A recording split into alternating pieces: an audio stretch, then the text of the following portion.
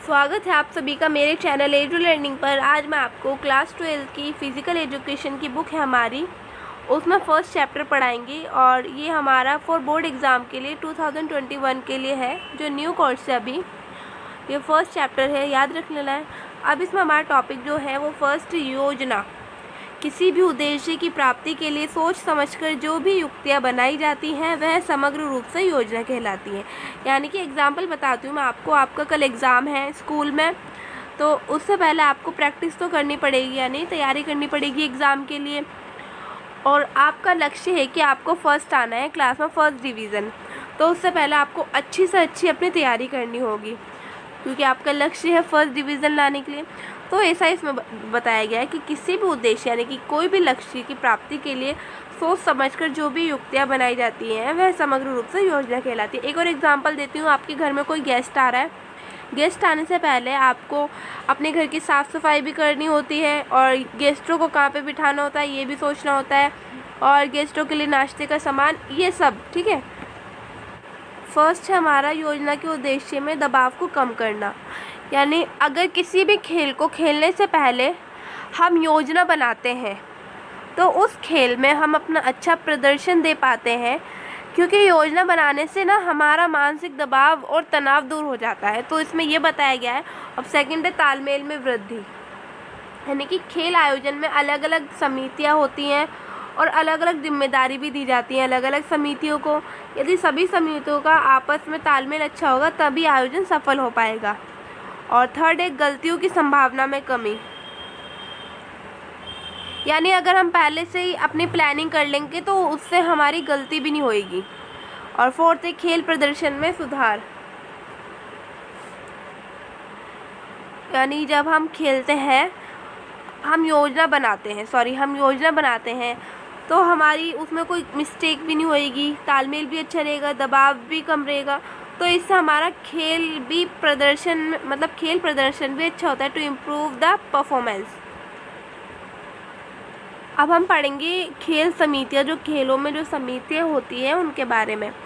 First समिति जो है वो टूर्नामेंट से पूर्व की, यानी जब टूर्नामेंट से पहले की जो समिति होती है, और टूर्नामेंट जब चल रहा होता है वो वाली समिति, और टूर्नामेंट के बाद की समितियाँ। फर्स्ट है टूर्नामेंट के आयोजन के पूर्व खेल समिति। यानी टूर्नामेंट जब आयोजन होता है उससे पहले की समितियाँ।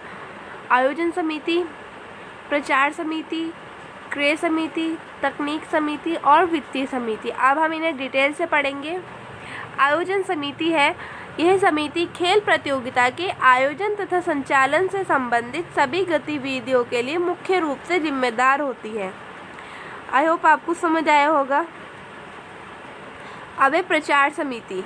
किसी भी प्रतियोगिता से 3 से 4 हफ्ते पहले इस समिति का कार्य होता है प्रतियोगिता की तिथि, स्थान, प्रतियोगिता के कार्यक्रम के विषय में सूचना प्रसारित करें। यानी इस समिति का जो कार्य होता है वो प्रतियोगिता से 2-3 या 3-4 हफ्ते पहले प्रतियोगिता की डेट फिक्स करनी होती है और कहाँ हमें कराना है खेल, ये फिक्स करना होता है। तो इसकी जिम्मेदारी होती है।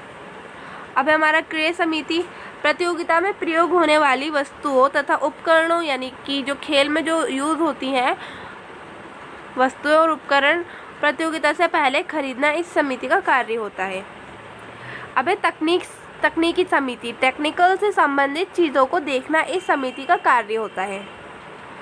अब है वित्तीय समिति। यह समिति प्रतियोगिता से पहले सभी प्रकार के व्यय का लेखा जोखा तैयार करके बजट बना लेती है कि प्रतियोगिता में किस प्रकार खर्चा करना है। यानी ये समिति यह देखती है कि प्रतियोगिता में कितना खर्चा होगा और हमें किस प्रकार खर्चा करना है। अब हमारी टूर्नामेंट के दौरान की समिति, यानी जब टूर्नामेंट चल रहा होता है तो उसके दौरान की समितियाँ। फर्स्ट हमारा स्वागत समिति, परिवहन समिति, प्राथमिक चिकित्सा समिति, पुरस्कार समिति और सजावट तथा समारोह समिति। अब हम डिटेल में पढ़ते हैं इन्हें। स्वागत समिति, इस समिति का कार्य समारोह के अवसर पर आने वाले सभी अतिथियों यानी गेस्ट जो होते हैं उनके स्वागत संबंधित कार्यों की देखरेख करना होता है। यानी फर्स्ट है हमारा स्वागत समिति। इस समिति का कार्य समारोह के अवसर पर आने वाले सभी अतिथियों के स्वागत संबंधित कार्यों को देख रेख करना होता है। आई होप आपको समझ आया होगा ये स्वागत समिति। परिवहन समिति, इस समिति का कार्य टूर्नामेंट में भाग ले रहे सभी खिलाड़ियों, टीमों तथा अधिकारियों को प्रतियोगिता के स्थान से उनके ठहरने के स्थान तक ले जाना होता है। यानी अगर एक मैच हो रहा है हमारा दिल्ली में और दूसरा होएगा हमारा हरियाणा, तो ये इसके जो बीच में रास्ता होता है ये अकेले तो जा नहीं पाएंगे, तो इस समिति का कार्य दूसरे स्थान तक पहुंचाना होता है, खेल के मैदान तक।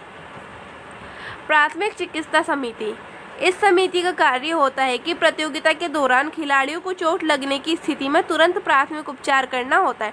यानी खेल खेलते समय कोई खिलाड़ी गिर जाता है, उसका घुटना छिल जाता है, तो जब भी ये वाली जो समिति होती है उसे फर्स्ट एड देती है, उसका उपचार करती है। ठीक है।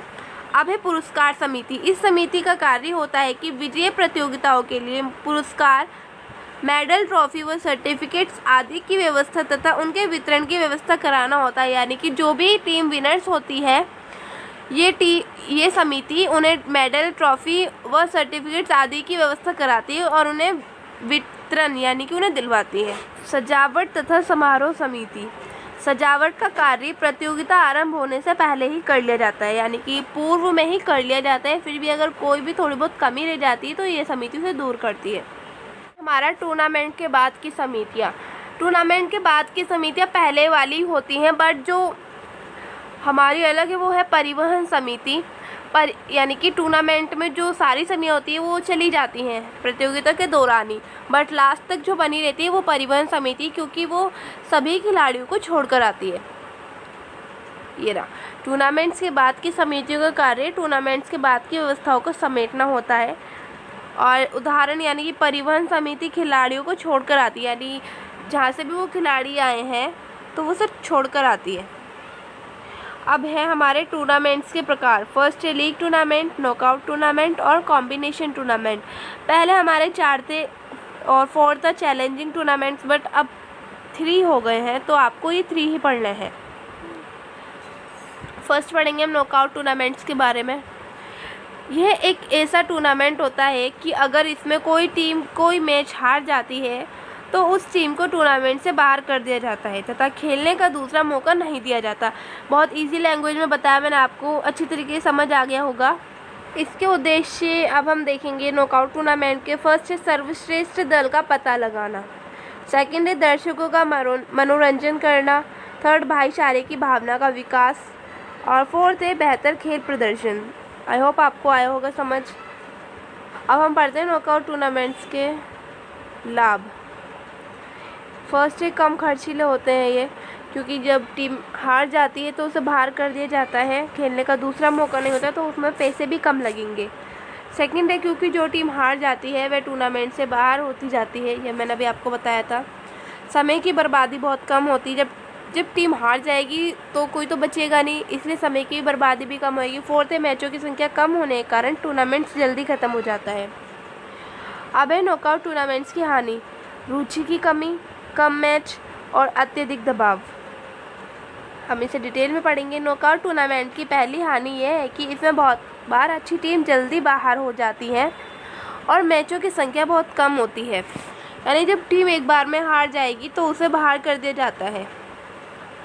सेकंड है बहुत बार मजबूत टीम टूर्नामेंट की शुरुआत में ही मैच हारने के कारण बाहर हो जाती है, जिसके कारण कमज़ोर टीम फाइनल में पहुंच जाती है और दर्शकों को कमज़ोर टीम का फाइनल देखने में इंटरेस्ट नहीं होता। अब देखेंगे अत्यधिक दबाव। खिलाड़ी अत्यंत दबाव के कारण यानी प्रेशर होता है उन पर, क्योंकि वो एक बार हार गई तो उन्हें बाहर निकाल दिया जाएगा, तो इसका प्रेशर होता है, इसकी वजह से अपना बेस्ट परफॉर्मेंस नहीं कर पाती। अब है हमारा लीग टूर्नामेंट। लीग टूर्नामेंट को राउंड रॉबिन टूर्नामेंट भी कहते हैं। अगर आपके एग्ज़ाम में पूछा जाए कि लीग टूर्नामेंट का दूसरा नाम क्या है तो आप लिख देना राउंड रॉबिन टूर्नामेंट। अब पढ़ेंगे हम लीग टूर्नामेंट किसे कहते हैं। इसे राउंड रॉबिन टूर्नामेंट भी कहा जाता है। इसमें हिस्सा लेने वाली हर टीम दूसरी टीम के साथ मैच खेलती है और डबल लीग टूर्नामेंट में हर टीम दूसरी टीम के साथ 2 बार मैच खेलती है, यानी डबल लीग 2 बार से ही समझ आ रहा है, डबल का मतलब 2, तो ये 2 बार मैच खेलती है, आपको कंफ्यूज नहीं होना। अब हम लीग टूर्नामेंट के लाभ पढ़ेंगे, जिसमें फर्स्ट टॉपिक है हमारा योग्य टीम। इसमें लीग टूर्नामेंट का पहला लाभ ये होता है कि इसका फॉर्मेट काफ़ी अच्छा होता है, जिसके कारण जो टीम अच्छी होती है और योग्य होती है और मजबूत होती है वही टीम फाइनल में पहुंचती है। आई होप आपको ये इजी लैंग्वेज में समझ आया होगा। अब सेकंड है हमारा खेलने का अच्छा मौका। इसमें हर टीम को खेलने का काफ़ी अच्छा मौका मिलता है और हर टीम अच्छे से अपनी क्षमता और योग्यता को दिखा पाती है, यानी जितनी भी उसमें एबिलिटी है, योग्यता है, वो अच्छी तरीके से दिखा पाती है। थर्ड है हमारा अधिक प्रसिद्धि यानी पॉपुलैरिटी। ये लंबे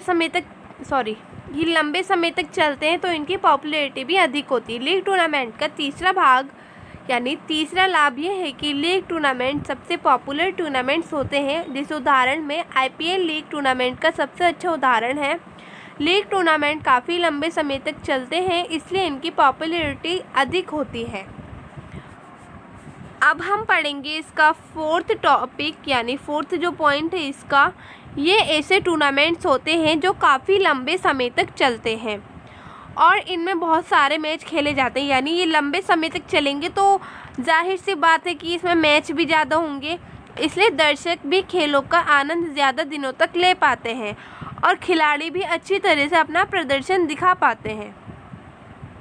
अब हम लीग टूर्नामेंट्स की हानि पढ़ेंगे। काफ़ी लंबे होते हैं जिसके कारण कई दर्शकों की रुचि कम हो जाती है, क्योंकि कुछ लोग चाहते हैं कि टूर्नामेंट्स छोटे हों और कुछ लोग चाहते हैं कि टूर्नामेंट्स लंबे हों, तो इससे उनकी रुचि भी थोड़ी बहुत कम हो जाती है। अब सेकंड, अत्यधिक खर्चीले होते हैं, ज़्यादा दिनों तक चलते हैं तो जाहिर सी बात है पैसे भी ज़्यादा लगेंगे। अत्यधिक समय लगता है, ज़्यादा दिनों तक चलते हैं तो टाइम भी ज़्यादा लगेगा। और कम रुचि, जैसा कि मैंने अभी काफ़ी लंबे समय में बताया था कि दर्शकों की रुचि भी कम हो जाती है। अब हम पढ़ेंगे कॉम्बिनेशन टूर्नामेंट्स। कॉम्बिनेशन टूर्नामेंट्स एक ऐसा टूर्नामेंट्स होता है जिसमें पहले सभी मैच अलग अलग जोन के आधार पर खेले जाते हैं। जैसा आप स्कूल में स्पोर्ट्स खेलते हो ना, ऐसा ही। और फिर हर जोन की विजेता टीम अथवा खिलाड़ी बाद में राष्ट्रीय स्तर पर एक साथ एक जगह पर भाग लेता है। अब एग्जाम्पल मैं बताती हूँ, हमारे स्कूल के बच्चे जोनल लेवल पर खेलते हैं तथा जोनल लेवल के बाद स्टेट लेवल पर अलग अलग जोन के खिलाड़ी एक टीम में खेलते हैं। ये मैंने आपको बता दिया इजी लैंग्वेज में आपको। अब हम पढ़ेंगे कॉम्बिनेशन टूर्नामेंट्स के 4 प्रकार होते हैं। फर्स्ट है नॉकआउट कम नॉकआउट, और सेकंड है लीग कम लीग, थर्ड है नॉकआउट कम लीग और फोर्थ है लीग कम नॉकआउट। अब हम डिटेल में आपको बताएंगे इसमें फर्स्ट है हमारा नॉकआउट कम नॉकआउट टूर्नामेंट्स। आपको पहले इससे अंदाज़ा लगा देना है कि हमें क्या पूछ रहा है।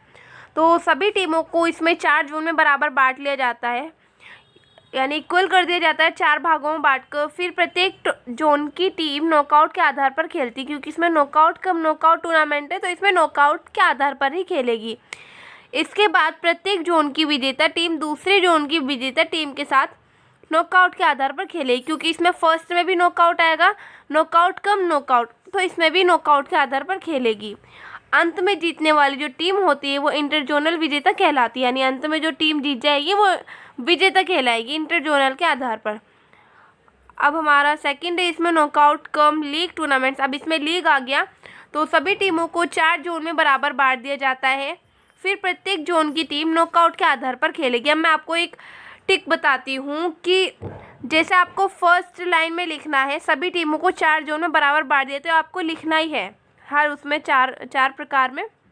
बट यहाँ से जो स्टार्ट करना है, फिर प्रत्येक जोन की टीम जो फर्स्ट वर्ड में आ जाएगा ना नॉकआउट, यहाँ पे नॉकआउट के आधार पर खेलेगी। फिर सेकंड जो लाइन है, इसके बाद प्रत्येक जोन की विजेता टीम दूसरी जोन की विजेता टीम के साथ लीग के आधार पर खेलेगी। ठीक है, लीग के आधार पर खेलेगी। फिर अंत में जीतने वाली टीम जो है वो इंटरजोनल विजेता कहलाएगी। अब हमारा इसका थर्ड आ जाएगा लीग कप नॉकआउट टूर्नामेंट्स। सभी टीमों को 4 जोन में बराबर बांट दिया जाता है। जैसा मैंने आपको बताया कि लाइन आपको रट लेनी है, ये सब में ही आएगी। फिर प्रत्येक जोन की टीम को ये लीग के आधार पर खेलती है। इसके बाद प्रत्येक जोन की विजेता टीम दूसरी जोन की विजेता टीम के साथ नॉकआउट के आधार पर खेलती है। अंत में जीतने वाली टीम इंटरजोनल विजेता कहलाती है। और फोर्थ है लीग कम नॉकआउट टूर्नामेंट्स। सभी टीमों को 4 जोन में बराबर इक्वल बांट दिया जाता है। फिर प्रत्येक जोन की टीम लीग के आधार पर खेलती है। इसके बाद प्रत्येक जोन की विजेता टीम दूसरी जोन की विजेता टीम के साथ नॉकआउट के आधार पर खेलेगी। अंत में जीतने वाली टीम इंटर जोनल विजेता कहलाती है। आई होप आपको अच्छे तरीके से समझ आया होगा। मेरे चैनल को सब्सक्राइब कर देना और बेल आइकन को दबा देना ताकि मेरी आने वाली वीडियो आप तक जल्दी पहुंच जाए।